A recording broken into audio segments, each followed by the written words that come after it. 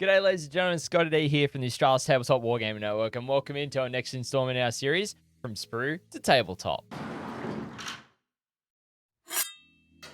Alrighty, ladies and gentlemen, welcome back to the Australia's Tabletop Wargaming Network once again for the next installment in our From Sprue to Tabletop series, where we're going to continue to be working on the Necron Warriors in the current batch that we are working on them with for this series, continuing to show off what washers are able to do when you are tinting over silver metals. Now, the progress that we are going to be making on the Necron Warriors today in this video, we're actually going to be looking at the touch-ups after the main tinting that we've done on the Necron Warriors, as well as following that up with 2 additional tinting washers applied into different areas of the model in different ways to showcase the different ways you're actually able to tint your models. And depending on the wash that you utilize to do this tinting, could mean that you need 1 coat, you need multiple coats, just depends on the color in use. And today's video is going to be a great example of that.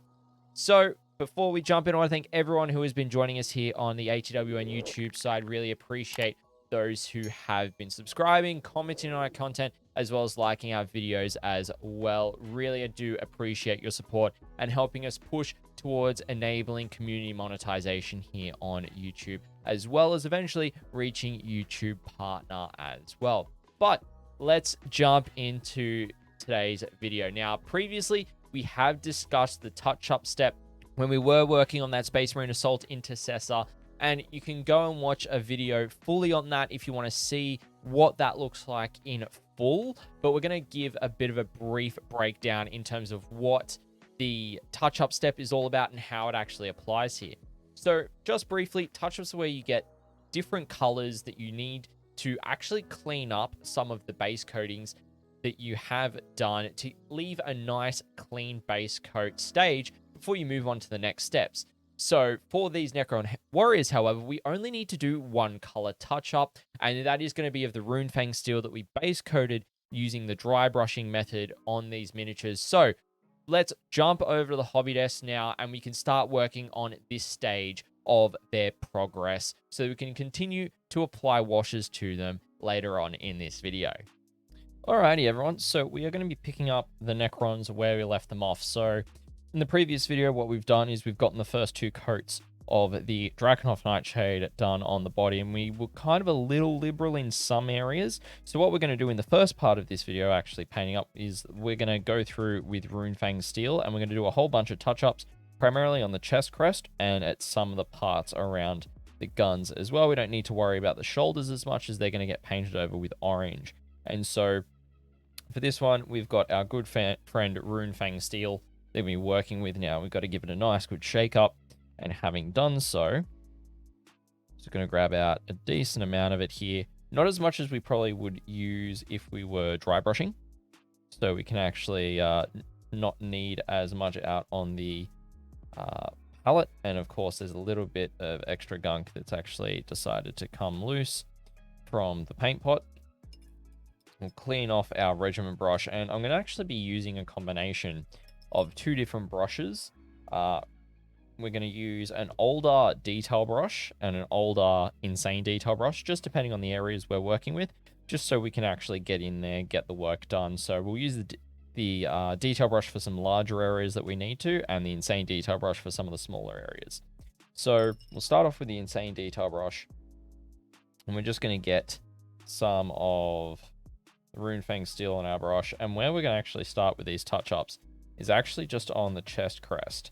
And so we just want to go through and just touch up all the way around it, because this is what I actually use to denote the different squads in my Necron army. So making sure that this is all cleaned up and tidied so that, you know, I can apply another wash on top of it to be able to denote my squads. Now, I've done squads that have just got the straight blue as one of my first squads, and it'll depend on the units as well. As you know, something like Lich Guard might be a bit different to what your traditional warriors would be. Same with Scorpic Destroyers and such. And if I have only got like 1 or 2 units, then I'll probably stick with the traditional blue to match in with the rest of them. But if I'm running multiple units or have got multiple units of a certain unit within my collection, such as the Warriors, I will actually use the chest crest to actually color code what squads they're a part of, just so then I know, okay, I've got 20 of these guys, and it's not a massive issue. So just getting that cleaned up, as we're going to be using built-in green a bit later on to actually get the squad markings for these 5, as this is the start of another batch of warriors. So just slowly working around some of these different areas where we want to get that all nice and covered. And so as you can see, that'll pop quite nicely on the chest there.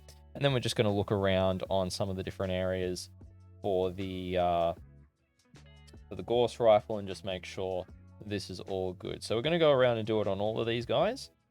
Do basically the same. Each one will need a little bit different level of work depending on how much touch ups they actually need. So we're just going to jump in and just going to get it done for these guys basically. And so yeah, we'll do a little bit of a speed through on getting these touch ups done, and we'll go from there.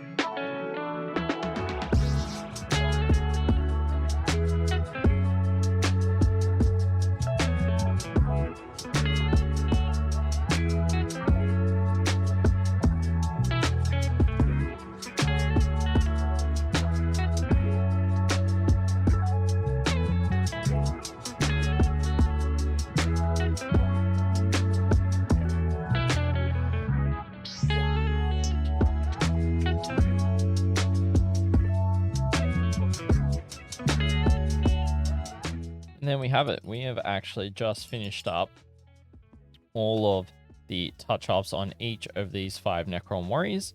We've got their chest crest ready to go, and we just touched up around the handles of the weapon, as well as some over washing from the blue when we did it as well. So they're going to be ready to go for the next step, which is going to be applying some of those more detail focused washes on the weapon itself, as well as also being on the chest crest as well. And we're just grabbing the remainder of that Runefang steel and just popping it back into the pot so we can save that and use it next time when we get painting. Alrighty everyone, so now that we have completed the touch-ups on each of the different Necron Warriors, depending on the amount of touch-ups that they needed, we can now look at the next stage of their tinting process, which is the secondary tinting. Now, the reason why I phrase this as secondary tinting is because it's not the primary tinting color they're actually using on the Necron Warriors here. Now, depending on the Necron models that I work on, I use a variety of different tinting colors, whether that's for their chest crest to showcase what squad they're a part of, really quite simply, or whether that might be some pin washing in, say, Scorpic Destroyer blades, for example, or maybe some details on a Lord's blade, things like that as well. There's a lot of different aspects to tinting that you can apply with these Necrons. So when we jump to the Necron Warriors, there are actually going to be 2 different colors that we're going to utilize both in different ways when we are looking to continue to tint up these Necron Warriors. We're going to work on the chest crest color for their squad, as well as tinting their Gorse Reapers. So we're going to jump back over to the hobby desk so that we can continue to work on the Necron Warriors and make progress on them in this video. Alrighty everyone, so now that we have finished those touch-ups and let them dry, we're actually now ready to do the next 2 washes we're actually going to do on these Necron Warriors. The first is going to be the Biltan Green shade from Citadel. This is going to be the color of their chest crests. And the second one is going to be Nuln Oil. and we're actually going to be doing a couple of coats of this on their guns just to get some nice definition on there as well. And we're probably going to start off with null and oil, and then we'll come back and do the BL10 green. So the way that I like to do my null and oil on my Necron Warriors is that I just grab a whole heap of it out, because we do 2 coats when I do null and oil with these guys. So by just grabbing a metric ton of it into my receptacle, I'm able to then be able to load up my brush and keep on going as needed. So for the wash, what I actually do with my Necron Warriors is I use an older detail brush, and I will just load it up and then just start at the back and work my way forward. Now, the first coat generally just goes over the entirety of the gun, but the second coat I only apply towards the back of the weapon, as well as also some of the actual gorse rods. So it means that there are some areas that will be on the weapon that'll actually look lighter than others once the wash is dried, and that's kind of the goal that we're going for. So it's really another strength of doing your tinting, is that you can actually pick out areas that can look different and have different strengths of the washes going on them compared to other areas as well. And so now we're just going to, as we've done before with the null and oil here, we're just going to work our way around, work from front to back. And really, I'm not too worried about this massive coil here, because that's going to get painted orange when we get to the final details. Same with the actual coils here in the middle of the Gauss rifle, as that's going to get touched up with Runefang steel as well when we get to that. So we're just going to work our way around all the Gauss rifles for the first pass, and then we'll come back for a second pass as well on the selected areas once it is dry. So we're just going to smash this out in a massive time lapse once again, and yeah, we'll go from there.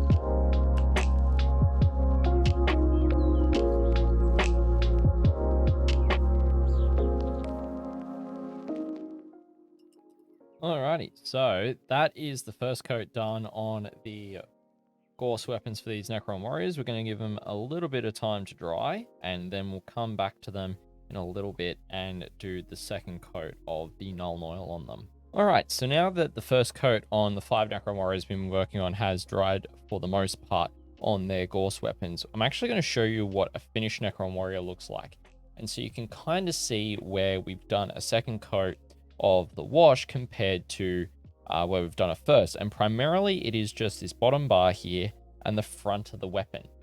We do keep these 2 parts and the 2 energy rods all the way back to the main housing. It does get a full second coat of null and oil. So that is what we're actually going to do on these guys right now. We're going to smash out a second coat of null and oil on those areas so that it darkens it even further, and it gets a nice, really dark metallic black look for the Gorse weapons on these guys before we jump into doing the washes onto their chest crest and doing 2 coats there as well, more than likely, to get nice punchy green on there. So once again, just grabbing a whole heap of null and oil out, is we're going to smash out a ton of it. And we're going to grab our older detail brush, and we're going to go again for this second round of washes, which should take a little bit less time than what the first round did. So let's jump into it.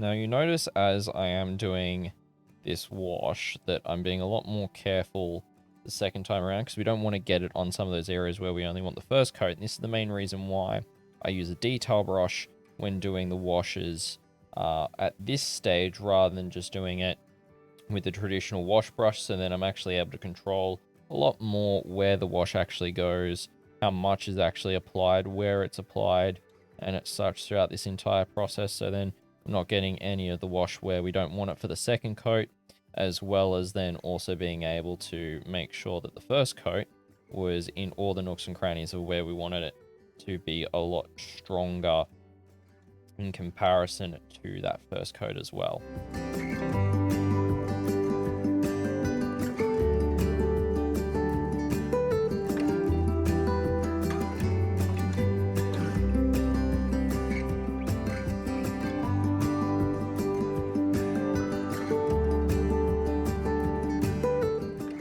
Alrighty, and so with this last little bit of washes now done on the Gorse weapons, we've actually completed the full second coat. As you can see on this first guy, the under railing and the front of the Gorse weapon itself is also a lot brighter compared to the rest of the weapon, which looks great. It's nice and dark and gritty for what we need with these guys. So as these guys are actually drying, we're going to just jump straight on into doing the next tinting color, which is going to be Biltan green, which is a really nice green, I will be honest, for, you know, whatever green you are wanting to do. And over the silver, it should actually come up quite vibrantly. So really looking forward to getting this on there. Whilst the other washes are drying, we are going to apply the Biltan green and just take some time in getting that done for those chest crests and just utilizing the drying time for the other areas to our advantage.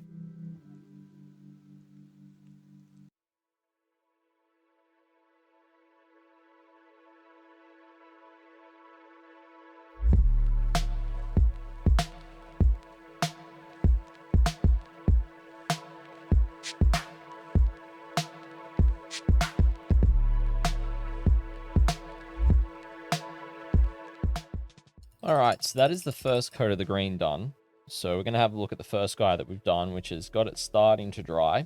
We're going to let them fully dry, and then we're going to come back and we are going to see if they need a second coat done on them. If they do, we'll do that second coat, but they might not end up needing that second coat, depending on how bright the Biltan green actually dries over the Runefang steel. Alrighty everyone, so now that we've given the Necrons a decent amount of time to dry, you can see that that green is actually nice and solid, so we actually won't end up needing to do a second coat of it. And the black on the Gorse weapons have actually dried quite nicely, and you can see the nice difference between the main part of the weapon and the Gorse barrels compared to the front end of it, as well as that under bracing on the Gorse barrels as well. So this guy is right and proper, ready to go for some final detail work.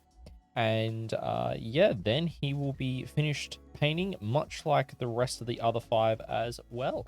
Alrighty, ladies and gentlemen, so now that we have finished both the Nuln Oil and the Biltan Green washes to tint their weapons and the chest symbols on these Necron Warriors, they are actually almost completed, with only some of the final details needing to be painted up for these guys and having their basing done, which we are going to look at in some future videos as well. Now, at this stage, we've spent probably approximately 3 to 3.5 hours on these Necron Warriors, which does not have a lot left to do.